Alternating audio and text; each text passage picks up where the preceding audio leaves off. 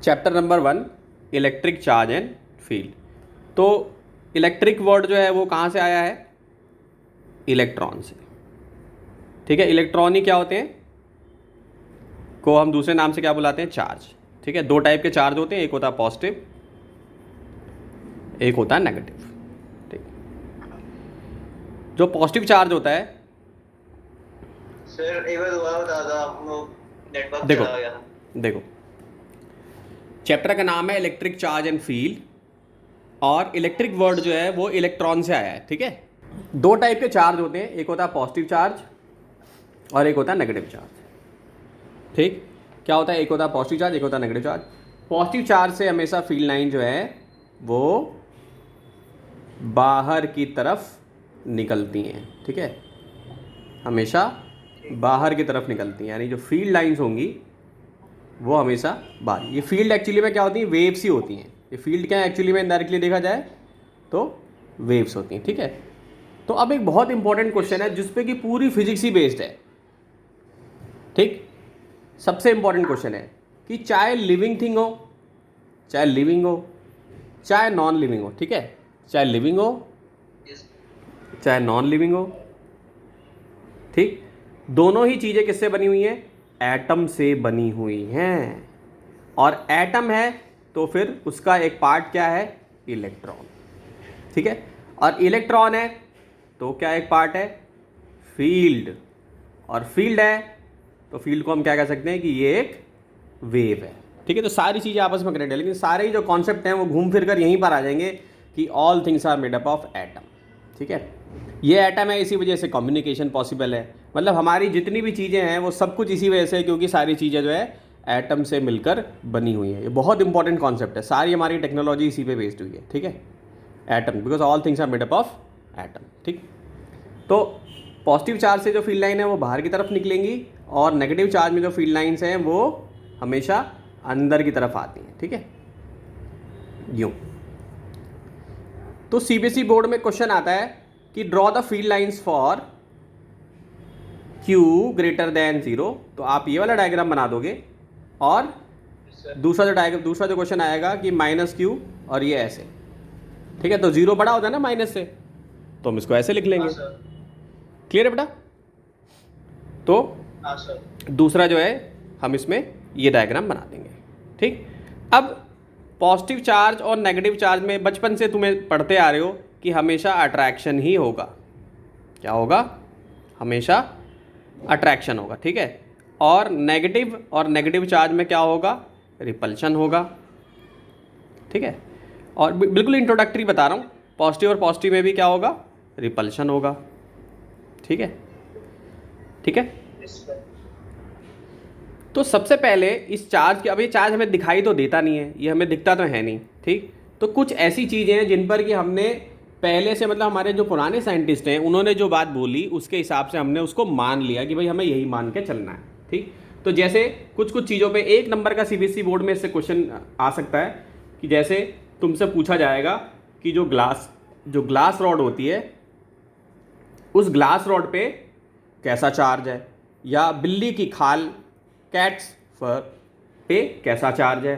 ठीक है, फिर प्लास्टिक की रॉड, उस पर कैसा चार्ज है, भाई पॉजिटिव है कि नेगेटिव है। ठीक है, इनसे पूछा जा सकता है क्वेश्चन। तो इन दोनों पे ही जो वैल्यू है वो क्या होगी? पॉजिटिव। ठीक है, और प्लास्टिक रॉड पे हम क्या मानेंगे? प्लास्टिक रॉड पे क्या मानेंगे भाई? सोचो क्या लेना चाहिए इस पे? नेगेटिव। ठीक है, और सिल्क के कपड़े पे भी हमें क्या मानना है? सिल्क जो रॉड है, सिल्क के कपड़े पे या सिल्क की जो रॉड होगी उस पे भी हमें क्या लेना है? नेगेटिव ही लेना है। ठीक है, तो 1 नंबर का क्वेश्चन जो है सीबीएसई यहाँ से फ्रेम कर सकती है कि आपको पॉजिटिव और नेगेटिव के बारे में पूछ सकती है। ठीक है, तो ये आप बता दोगे। एक सवाल ये उठता है कि कैसे हम चार्ज को मेज़र कर सकते हैं, भाई कितना अमाउंट ऑफ चार्ज है। तो उसके लिए एक डिवाइस है, इससे भी 1 ही नंबर का क्वेश्चन आएगा। वैसे 10 साल के पेपर में तो कभी आया नहीं, लेकिन इलेक्ट्रोस्कोप, क्योंकि डिवाइसेस बोर्ड में पूछे जाते हैं तो इलेक्ट्रोस्कोप पूछ सकते हैं कि क्या होता है। तो बहुत छोटा सा डिवाइस होता है ये, छोटा सा, जिसमें कि ये एक शेप होती है। ठीक है, और ये हम ले लेते हैं ऐसे, इस तरीके का शेप होता है इसका। ठीक, और ये इंसुलेटर होता है ये वाला चीज़ जो है, और इसके अंदर क्या होता है, हम एक वायर डाल लेते हैं, कंडक्टिंग वायर ले लेते हैं। सपोज़ करो ये कंडक्टिंग वायर मैंने ले ली, इसको ऐसे लगा देते हैं। वैसे एक गोल्ड लीफ इलेक्ट्रोस्कोप होता है बेटा, गोल्ड का जो गोल्ड से जो चीज़ें होती हैं वो होती हैं इसमें यूज़, लेकिन अब इतना महंगा तो हम घर में बना नहीं सकते, तो हम सिंपल चीज़ों से भी बना सकते हैं। सो ये ऐसे समझा नहीं ये क्या है। बेटा, ये डिवाइस अभी समझ में आएगा, पूरा ध्यान से सुनो अभी। अब हाँ सर। ये मैंने इस शेप में लिया है इसको, इस शेप में मैंने इसको यहाँ पे ऐसे लगा दी। ये जो है ना रेड कलर से जो लिया है ना, ये तुम्हारी कॉपर की वायर हो जाएगी। ठीक है। ठीक है, कॉपर की या एल्यूमिनियम, यानी कोई कंडक्टर होना चाहिए। ये बना होगा, ये मटेरियल बना होगा ग्लास से। ये वाला जो मटेरियल होगा ये किससे बना होगा, ग्लास से बना होगा। ये जो है हाँ सर। ये ग्लास का बना होगा। ठीक, अब हम इस पे यहाँ पे क्या करेंगे, इस शेप में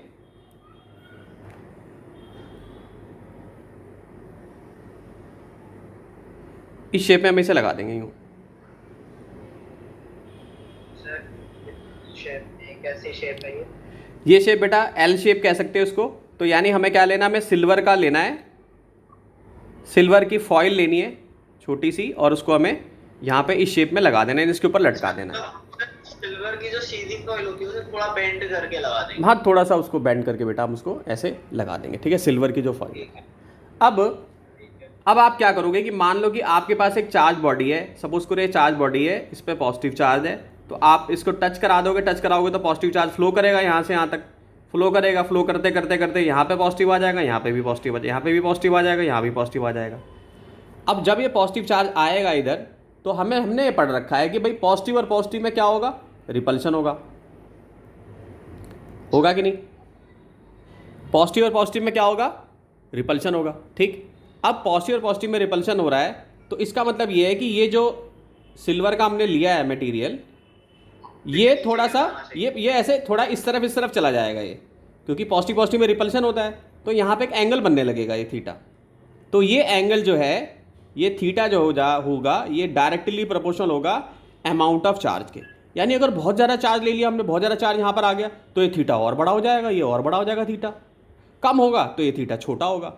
सो थीटा जो है वो डायरेक्टली प्रोपोर्शनल हो जाएगा अमाउंट ऑफ चार्ज के। समझ में आ रहा है? Yes sir.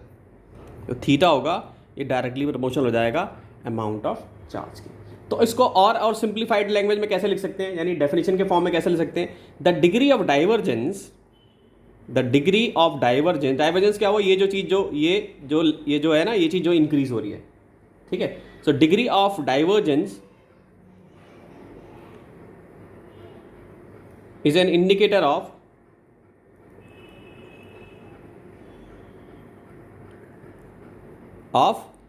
Amount of charge. ठीक है बच्चे, इसको लिख लो, क्योंकि ये डेफिनेशन जो है बोर्ड में आएगी। ठीक है, degree of divergence is an indicator of amount of charge. ठीक है, बहुत इंपॉर्टेंट कॉन्सेप्ट है कि यूनिफिकेशन क्या चीज़ होती है। तो यूनिफिकेशन का मतलब ये है कि एक चीज़, जैसे एक सिक्का होता है ना, एक सिक्के पे यहाँ पे क्या लिखा होता है, हेड होता है, यहाँ पे टेल होता है। ठीक है, यहाँ पे हेड होता है, यहाँ टेल होता है, लेकिन ये है एक ही सिक्का। तो ये यूनिफिकेशन बहुत इंपॉर्टेंट है, क्योंकि इलेक्ट्रोमैग्नेटिज्म जो टर्म है ना वो इसी से रिलेटेड है। कहने का मतलब ये है कि जैसे एक सिंपल चीज़ बताता हूँ मैं, कि मान लो कि हमारे पास एक सर्किट है, ये करंट यहाँ से पास हो रहा है। ठीक है, सपोज करो कि ये एक बैटरी है। यूनिफिकेशन का मतलब क्या होता है? वही बेटा समझा रहा हूँ, ध्यान से सुनोगे तो सब समझ में आएगा यूनिफिकेशन होता क्या है। ठीक है, अब इसको ये पता होना चाहिए। तो अब जैसे मान लो कि ये एक सर्किट है, ये बल्ब लगा दिया मैंने, और यहाँ पे मैंने एक कंपास रख दिया। ठीक है, एक कंपास रख दिया मैंने। ठीक है, ठीक है, अब इसमें से करंट पास किया हमने। तो जब हमने करंट पास किया तो इसमें क्या हो रहा है, इलेक्ट्रॉन्स की मूवमेंट हो रही है।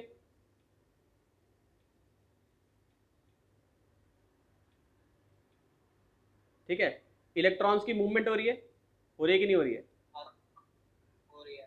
ठीक, अब इलेक्ट्रॉन्स की मूवमेंट हो रही है, तो इलेक्ट्रॉन्स की मूवमेंट की वजह से क्या होगा कि जब यहां से इलेक्ट्रॉन मूव करके जाएगा तो वो एक मैग्नेटिक फील्ड क्रिएट करेगा, अपने आसपास एक मैग्नेटिक फील्ड क्रिएट करेगा जब वो यहां से मूव करेगा।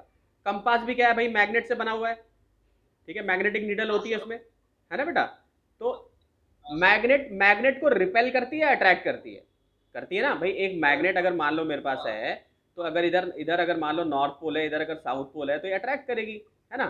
और अगर मान लो इधर साउथ पोल है और इधर अगर नॉर्थ पोल है, तो ये अभी भी अट्रैक्ट करेगी। लेकिन अगर साउथ पोल है और साउथ पोल है, तो ये रिपेल करेगी। तो यहाँ पे क्या होगा, हमें इसमें मूवमेंट नजर आएगी।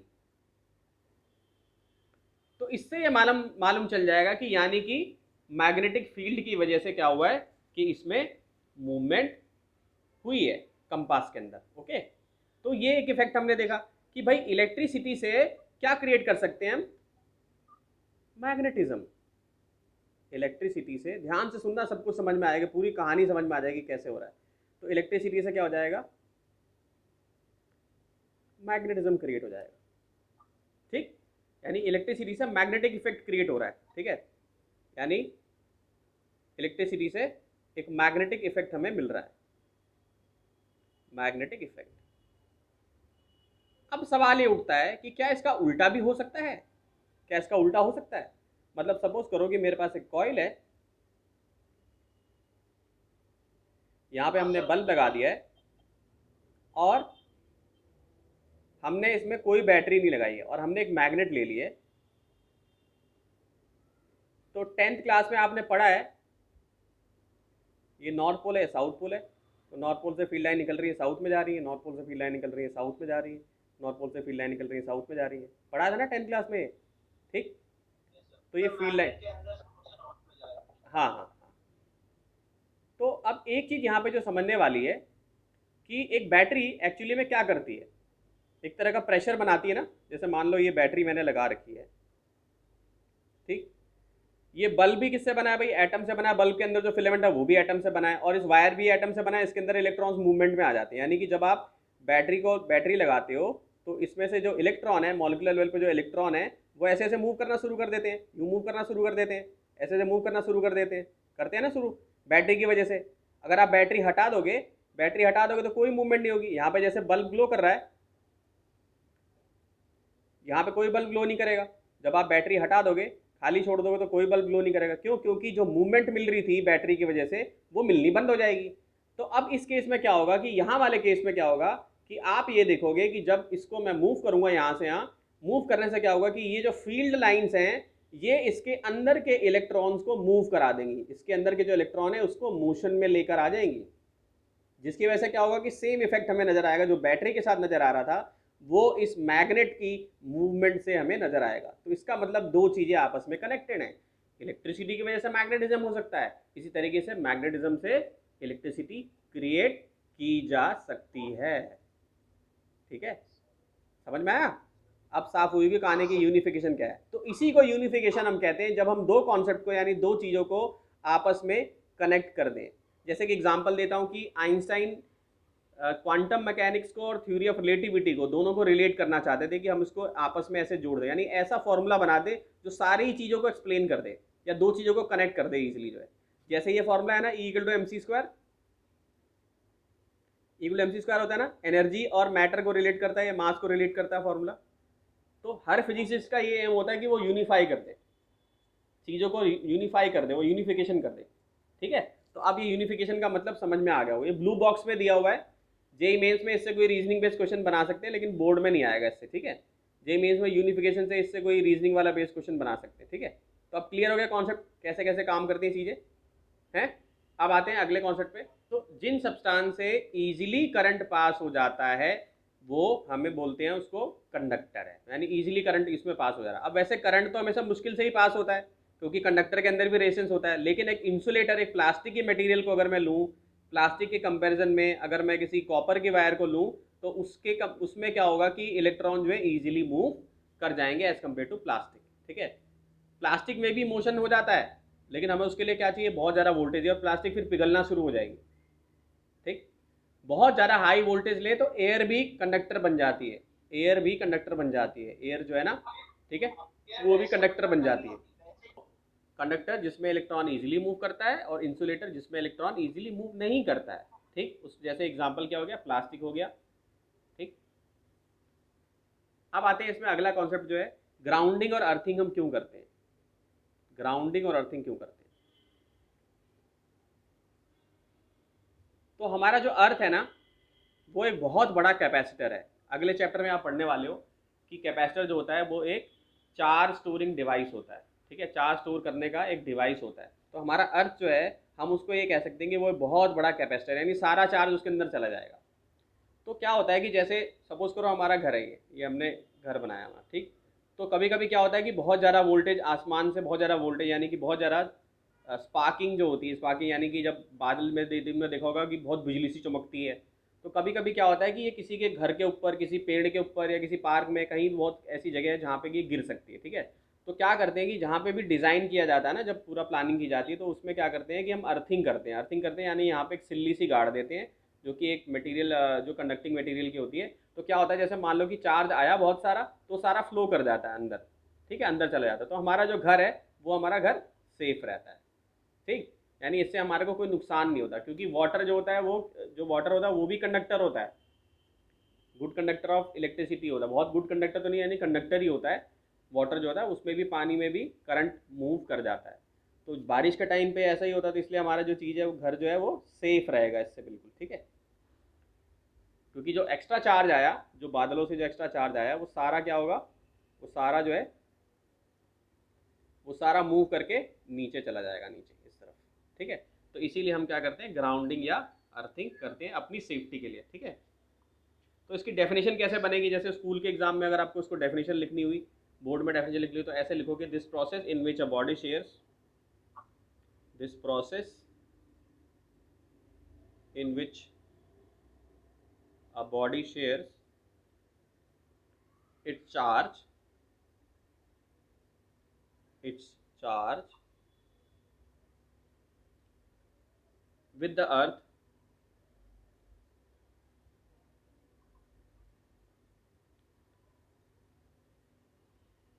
is called grounding और earthing।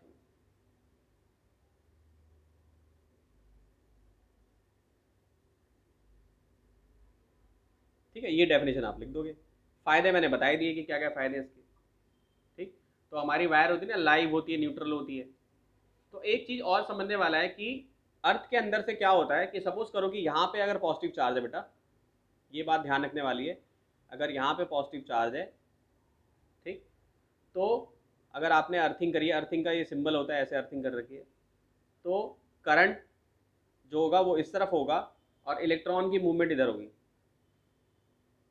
ठीक है। ये ध्यान रखने वाली बात है। करंट की जो मूवमेंट होगी वो यहाँ पर होगी, इस तरफ होगी, यानी इस तरफ करंट की मूवमेंट होगी,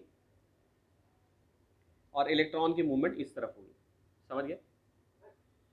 करंट की मूवमेंट इस तरफ होगी और इलेक्ट्रॉन की मूवमेंट इस तरफ होगी। हाँ, पूछो, क्या क्वेश्चन पूछो। तो अब एक कंफ्यूजन मन में आ रहा होगा कि सर इलेक्ट्रॉन ही तो करंट होता है, ठीक, लेकिन ये करंट, ये कौन सा करंट लिख दिया आपने, ये कौन सा इलेक्ट्रॉन लिख दिया। तो बेटा मैंने ये बताया है कि जैसे हम अब बैटरी जब हम यूज़ करते हैं, तो हम कहते हैं भाई करंट यहाँ से मूव कर रहा है, लेकिन हम एक्चुअली में क्या देखते हैं कि एक्चुअली में जो इलेक्ट्रॉन होता है वो यहाँ से मूव करता है। इलेक्ट्रॉन में जो है, इलेक्ट्रॉन जो यहाँ से मूव करता है, इलेक्ट्रॉन इधर से मूव करता है, और करंट, करंट हम क्या मानते हैं, आई की वैल्यू को हम बोलते हैं कि भाई यहाँ से मूव कर रहा है। तो यही चीज़ यहाँ पर भी है कि इलेक्ट्रॉन जो होंगे वो अर्थ से इस तरफ आएंगे, ठीक है, और पॉजिटिव चार्ज जो है, ये जो है इसकी जो मूवमेंट होगी इधर, तो हम कहेंगे करंट इधर आ रहा है और ये इस तरफ आ रहा है। अब अगर मान लो कि मैं नेगेटिवली चार्ज बना दूँ, तो मैं जैसे मान लो कि मैं नेगेटिवली चार्ज ले लूँ, ये ले लूँ, ठीक, और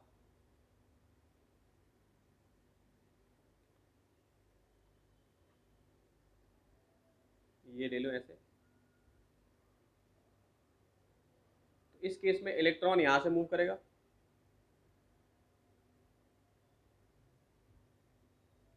ठीक है, नेगेटिवली चार्ज है, और करंट इस तरफ मूव करेगा। यस, हाँ। तो ये बेटा ध्यान रखना, ठीक है, इस पे भी एक नंबर का क्वेश्चन जो है पूछ सकते हैं, ठीक है। तो ये इस टॉपिक से रिलेटेड हो गया। अब आते हैं अगला जो टॉपिक है, चार्जिंग बाय इंडक्शन, ठीक है, चार्जिंग बाय इंडक्शन। तो पहले तो देखो क्या है कि जो टर्म्स होती है ना फिजिक्स की, उनका तुम्हें गहराई से मीनिंग पता होना चाहिए। अब ये इंडक्शन क्या चीज़ है, तो ये वर्ड जो आया है वो इंड्यूस से आया है, इंड्यूस का मतलब क्या है, सिंपल टर्म्स में समझाऊंगा। जैसे मान लो तुम किसी बाबा जी का प्रवचन सुन के आए, अरे बाबा जी ने बोला कि भाई सुबह उठना चाहिए, मेडिटेशन करना चाहिए, तुम बहुत उनसे प्रभावित हो गए, उनकी बातों में आ गए तुम, और तुमने क्या किया, मेडिटेशन करनी शुरू, तुम्हें भी फायदा होने लगा, सुबह सुबह उठने लगे, एक्सरसाइज करने लगे, योगा करने लग गए, तो तुम इंड्यूस हुए किससे, बाबा जी से। तो यहाँ पे भी क्या होगा कि सपोज करो कि मेरे पास एक स्फेयर है जो कि अनचार्ज है, ये अनचार्ज है, और अगर मान लो कि मैं एक चार्ज बॉडी को लेकर आता हूँ यहाँ पे, तो अब क्या होगा कि ये स्फेयर इंड्यूस हो जाएगा इस चार्ज बॉडी से, और यहाँ पे क्या आ जाएगा, नेगेटिव चार्ज आ जाएगा, और इस तरफ क्या आ जाएगा, पॉजिटिव चार्ज आ जाएगा। ठीक है, ये तो इसी को पार्ट समझता हूँ। इसी को इसी को इंडक्शन कहते हैं। तो इंडक्शन सबको समझ में आ गया होगा, इजी वे में मैंने बिल्कुल बता दिया कि होता क्या इंडक्शन। डेफिनेशन में आपको यही लिखना है, जो मैंने समझाया वही डेफिनेशन है कि phenomena of temporary electrification of a conductor. ठीक है, टेम्परेरी है, यानी कि जब हम इसको हटा देंगे तो वापस क्या हो जाएगा, ये वापस पहले जैसा ही बन जाएगा। ठीक है, जैसा ये स्टार्टिंग में था। ठीक है, यानी कि जब इसको हटा दोगे, आप दूर लेके चले जाओगे, तो फिर ये वापस पहले जैसी सिचुएशन में आ जाएगा।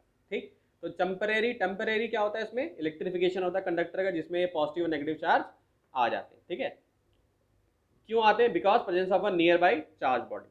तो ये डेफिनेशन आपको अच्छे से लिख देनी है। ठीक है, तो ये हो गया आपका इलेक्ट्रोस्टैटिक इंडक्शन। ठीक, या इंड्यूस होना, चार्ज का इंड्यूस होना, ठीक, किसी दूसरी बॉडी की वजह से। अब इस पे क्वेश्चन क्या आएगा, क्वेश्चन आएगा जैसे एनसीईआरटी में एग्जांपल 1.1 है, बहुत ही अच्छा क्वेश्चन है, 1 नंबर का क्वेश्चन रीजनिंग बेस यहाँ से बन सकता है। एग्जाम्पल 1 है एनसीईआरटी का, 1.1, पेज नंबर है आपका ये 7 पे दिया हुआ है। तो उसमें बोला गया है कि कैसे आप किसी बॉडी को पॉजिटिवली बना दो without touching it.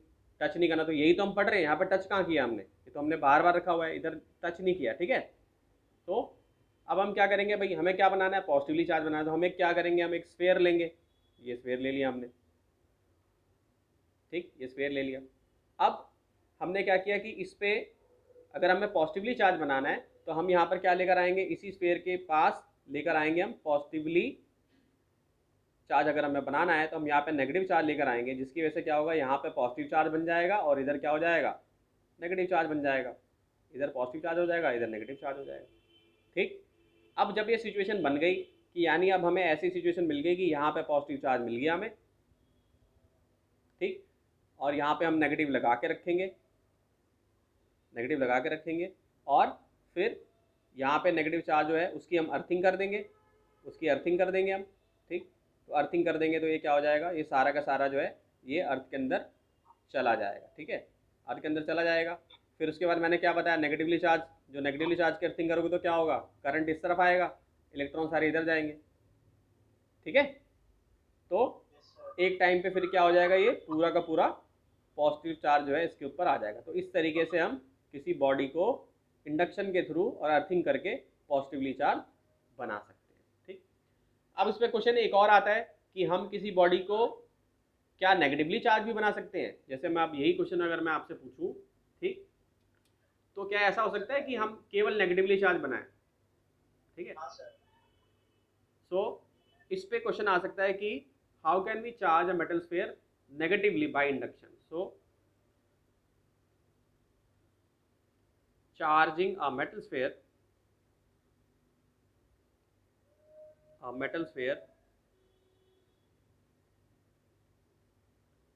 Negatively by induction.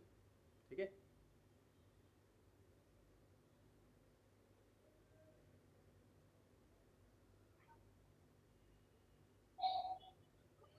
ठीक है, तो हम इसमें भी बना सकते हैं। तो जरा सोचो कैसे बनाओगे।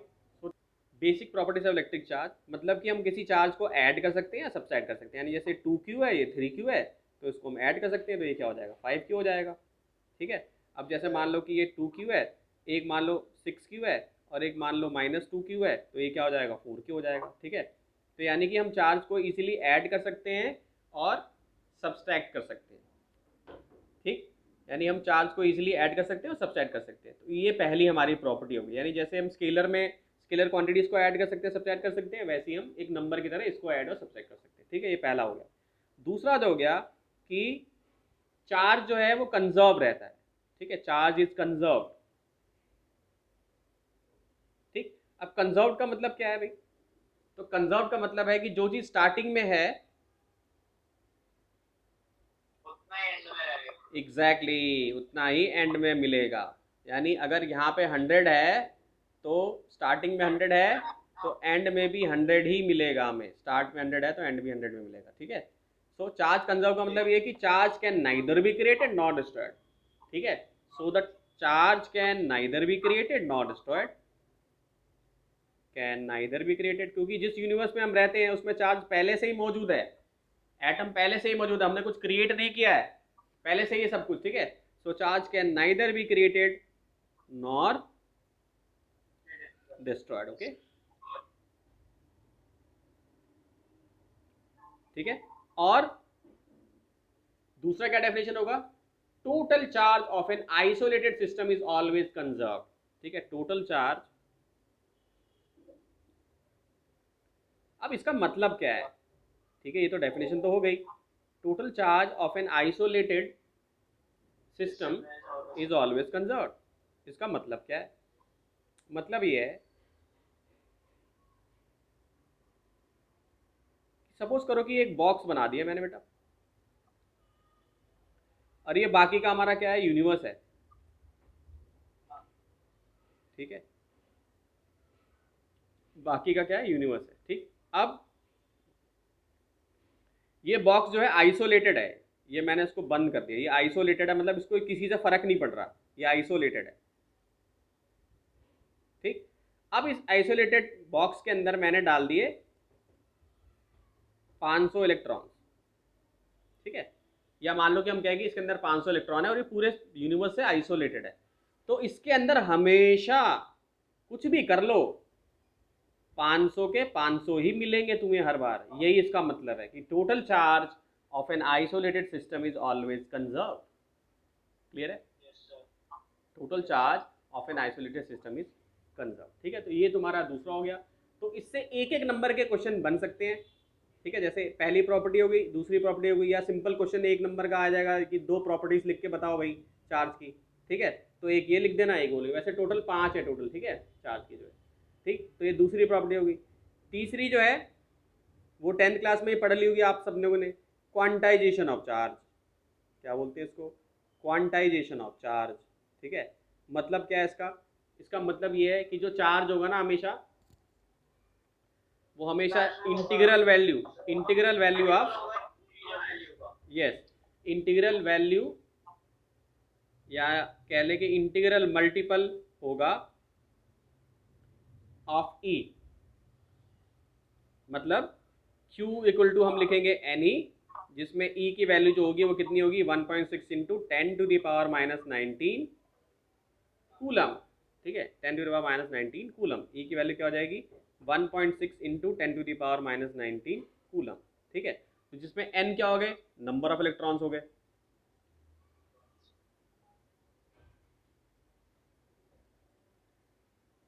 ठीक।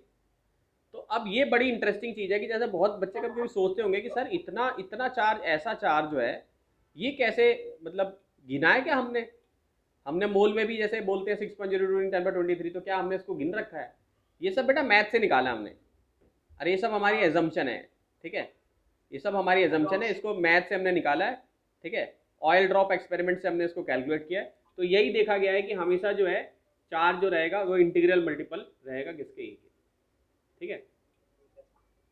तो इलेक्ट्रॉन पे जो चार्ज है उसको माइनस ई दिखाओगे, प्रोटॉन पे जो चार्ज है उसको प्लस ई दिखाओगे, यानी जो प्रोटॉन है, प्रोटॉन पे जो चार्ज दिखाओगे वो प्लस ई दिखाओगे, और इलेक्ट्रॉन पे जो चार्ज दिखाओगे वो माइनस ई दिखाओगे, लेकिन वैल्यू कितनी रखोगे, यही रखोगे 1.6 इंटू 10⁻⁻19, ठीक है। तो आज के लिए इतना ही रखते हैं, अगली क्लास में इस कॉन्सेप्ट से रिलेटेड और चीज़ें बताऊंगा और न्यूमेरिकल भी करवाऊंगा।